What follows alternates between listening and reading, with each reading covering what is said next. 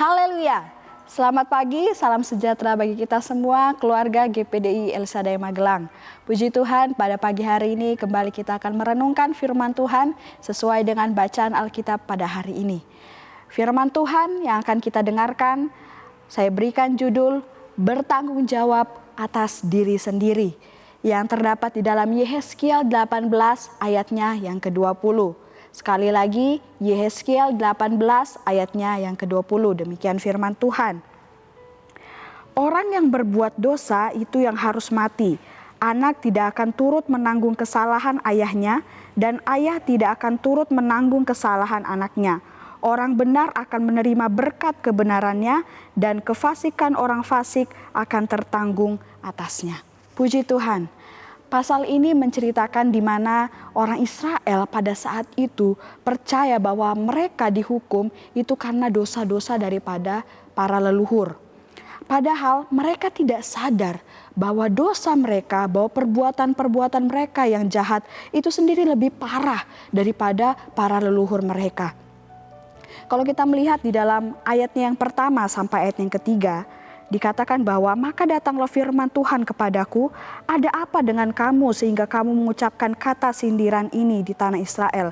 Ayah-ayah makan buah mentah dan gigi anak-anaknya menjadi ngilu. Demi aku yang hidup, demikianlah firman Tuhan Allah, kamu tidak akan mengucapkan kata sindiran ini lagi di Israel. Kata sindiran yang dimaksud adalah sebuah pengajaran di mana mengatakan bahwa anak-anak dihukum oleh karena dosa orang tuanya. Tetapi melalui ayat ini Yehezkiel menjelaskan bahwa ayat ini tidak dimaksudkan untuk hal yang demikian. Jadi dalam pasal yang kita baca ini, bahkan dalam setiap ayat yang akan kita lihat nanti, mengajarkan kebenaran bahwa setiap orang bertanggung jawab kepada Allah atas dirinya sendiri. Dari firman Tuhan ini ada 4 hal yang akan kita lihat bersama-sama yang dapat kita pelajari tentang bertanggung jawab atas diri sendiri. Yang pertama, orang yang benar yang akan hidup. Di dalam ayatnya yang ke-20 bagian yang C dikatakan, orang benar akan menerima berkat kebenarannya dan kefasikan orang fasik akan tertanggung atasnya. Dan siapakah orang benar yang dimaksudkan di dalam ayat ini? Orang benar itu adalah orang yang hidup menurut ketetapan Tuhan dan tetap mengikuti peraturan Tuhan, perintah Tuhan dengan berlaku setia, seperti yang terdapat di dalam ayatnya yang ke-9. Orang benar akan menerima berkat kebenarannya. Orang benar akan menerima hasil dari apa yang dia tuai, yaitu kebenaran, yaitu kebaikan. Dan hasil yang didapatkan itu adalah hidup yang kekal daripada Allah. Seperti yang dikatakan dalam Yohanes 10 ayat 27 sampai ayat yang ke-28. Saya akan bacakan bagi kita semua. Yohanes 10 ayat 27 sampai ayat yang ke-28. Demikian firman Tuhan. Domba-dombaku mendengarkan suaraku dan aku mengenal mereka dan mereka mengikut aku. Dan aku memberikan hidup yang kekal kepada mereka. Dan mereka pasti tidak akan binasa sampai selama-lamanya. Dan seorang pun tidak akan merebut mereka dari tanganku. Dikatakan bahwa domba-domba yang mengikut gembalanya dengan setia, mendengarkan suara gembalanya akan diberikan hidup yang kekal. Dan domba-domba itu adalah kita, orang-orang yang percaya kepada Kristus, dan Yesuslah gembala kita. Saat kita hidup dalam kebenaran dan mengikuti Yesus Sang Gembala Agung itu dengan setia, sungguh-sungguh mengikuti setiap arahan dan ketetapannya, maka dikatakan kita tidak akan binasa. Seperti pula yang dikatakan di dalam Yohanes 3 ayat 16. Barang siapa yang percaya kepada Dia, yaitu Tuhan Yesus, dan setia hidupnya kepadanya, tidak akan binasa, melainkan beroleh hidup yang kekal. Puji Tuhan. Kemudian hal yang kedua yang kita dapat pelajari tentang bertanggung jawab atas diri sendiri adalah orang yang berbuat dosa itu yang harus mati. Terdapat di dalam ayat yang ke-20 bagian A.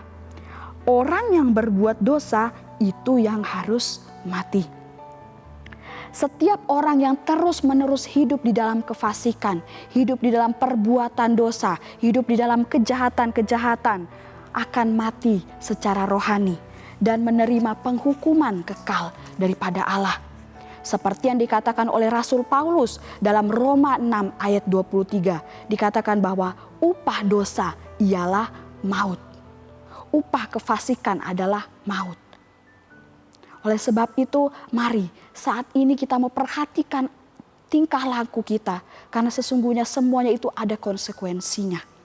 Kemudian hal yang ketiga, yaitu adalah jika orang fasik atau orang berdosa bertobat dari segala dosanya, ia pasti hidup, ia tidak akan mati. Seperti di dalam ayat 21 sampai ayat 22 dan kemudian ayat 27 sampai ayat yang ke-28. Di situ dikatakan, tetapi jikalau orang fasik bertobat dari segala dosa yang dilakukannya dan berpegang pada segala ketetapanku serta melakukan keadilan dan kebenaran, ia pasti hidup, ia tidak akan mati. Segala durhaka yang dibuatnya tidak akan diingat-ingat lagi terhadap dia. Ia akan hidup karena kebenaran yang dilakukannya. Kemudian dalam ayat 27 sampai ayat 28, sebaliknya kalau orang fasik bertobat dari kefasikan yang dilakukannya dan ia melakukan keadilan dan kebenaran, ia akan menyelamatkan nyawanya. Ia insaf dan bertobat dari segala durhaka yang dibuatnya, ia pasti hidup, ia tidak akan mati. Ini mengingatkan kepada kita, saat ini masih ada kesempatan untuk kita terus bertobat. Untuk terus kita minta ampun kepada Tuhan atas perbuatan-perbuatan kita yang mungkin tidak menyenangkan hati Tuhan. Karena dikatakan bahwa jika kita minta ampun kepada Tuhan, kita bertobat dari segala dosa yang kita lakukan, kita pasti hidup, kita tidak akan mati. Asalkan kita tetap mempertahankan kebenaran yang kita sudah lakukan dan tidak kembali lagi kepada perbuatan dosa. Kemudian ada satu ayat lagi yang terdapat di dalam Ayub 22 ayat 23 sampai 26. Saya akan bacakan bagi kita semua.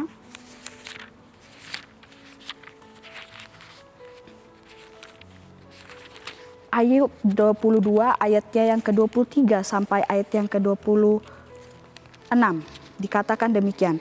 Apabila engkau bertobat kepada Yang Maha Kuasa dan merendahkan diri, apabila engkau menjauhkan kecurangan dari dalam kemahmu, membuang biji emas ke dalam debu, emas Ofir ke tengah batu-batu sungai, dan apabila Yang Maha Kuasa menjadi timbunan emasmu dan kekayaan perakmu, maka sungguh-sungguh engkau akan bersenang-senang karena Yang Maha Kuasa dan akan menengadah kepada Allah.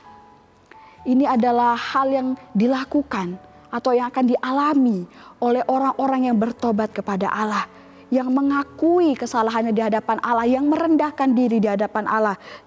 Dikatakan bahwa maka sungguh-sungguh engkau akan bersenang-senang karena Yang Maha Kuasa. Karena apa? Karena dia mau bertobat, mau mengakui segala kesalahannya di hadapan Tuhan. Kemudian hal yang keempat, tentang bertanggung jawab atas diri sendiri, yaitu adalah jika orang benar berbalik dari kebenarannya dan melakukan dosa, ia harus mati. Seperti yang terdapat dalam ayat 24 dan ayat yang ke-26, demikian firman Tuhan. Jikalau engkau benar berbalik dari kebenarannya dan melakukan kecurangan seperti segala kekejian yang dilakukan oleh orang fasik, apakah ia akan hidup? Segala kebenaran yang dilakukannya tidak akan diingat-ingat lagi. Ia harus mati karena ia berubah setia dan karena dosa yang dilakukannya. Ayat yang ke-26, kalau orang benar berbalik dari kebenarannya dan melakukan kecurangan sehingga ia mati, ia harus mati karena kecurangan yang dilakukannya. Walaupun dia disebut sebagai orang benar, tetapi saat dia berbalik dari kebenaran yang sudah dia lakukan dan dia kembali melakukan dosa, dia tidak dapat dikatakan sebagai orang benar lagi. Dan ada hukuman Allah bagi orang tersebut, yaitu maut. Bahkan segala kebaikan yang mungkin dulu pernah dia lakukan, dikatakan bahwa tidak akan pernah diingat-ingat lagi atau tidak akan pernah diperhitungkan lagi oleh Allah. Oleh sebab itu, mari dalam kehidupan kita, mari kita mau bertanggung jawab atas diri kita sendiri, atas apa yang kita perbuat.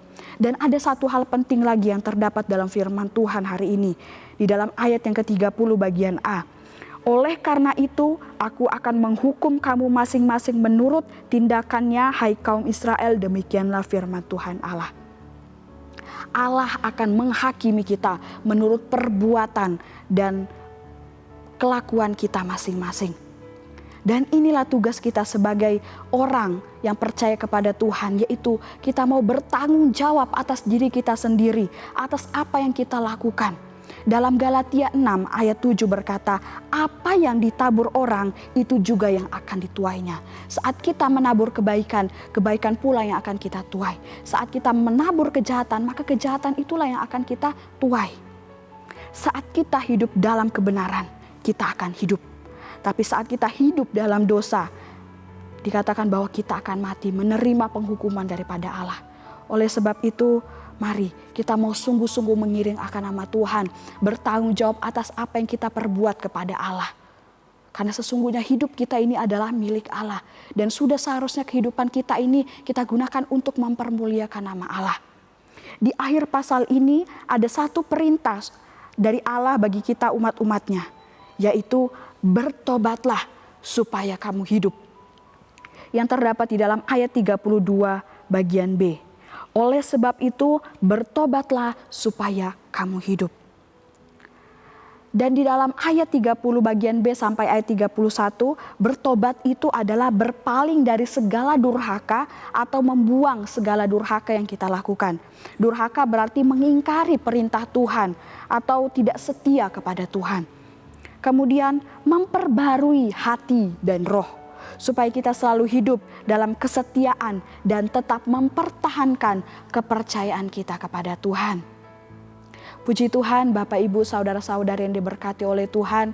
Tuhan Yesus memberkati kita semua. Kiranya melalui firman Tuhan hari ini mengingatkan kita bahwa kita perlu menjaga kehidupan kita karena kita bertanggung jawab atas diri kita sendiri kepada Allah.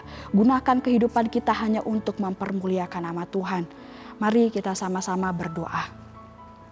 Terima kasih Yesus, terima kasih Bapa, bersyukur buat kebenaran firman-Mu pada pagi hari ini. Mengingatkan kami untuk kami selalu hidup di dalam kebenaran Tuhan. Karena sesungguhnya kami bertanggung jawab atas diri kami sendiri. Oleh sebab itu Tuhan Roh Kudus mampukan kami untuk selalu hidup di dalam kebenaran-Mu. Roh Kudus yang menuntun kami untuk selalu melakukan firman Tuhan dalam kehidupan kami. Terima kasih Yesus, terima kasih Bapa. Tuhan memberkati seluruh jemaat yang ada di dalam kehidupan mereka sehari-hari, bahkan sepanjang hari ini dalam aktivitas mereka. Tuhan yang menyertai dan melindungi. Terima kasih Yesus, terima kasih Bapa. Ini doa kami bersyukur dalam nama Tuhan Yesus. Haleluya. Amin.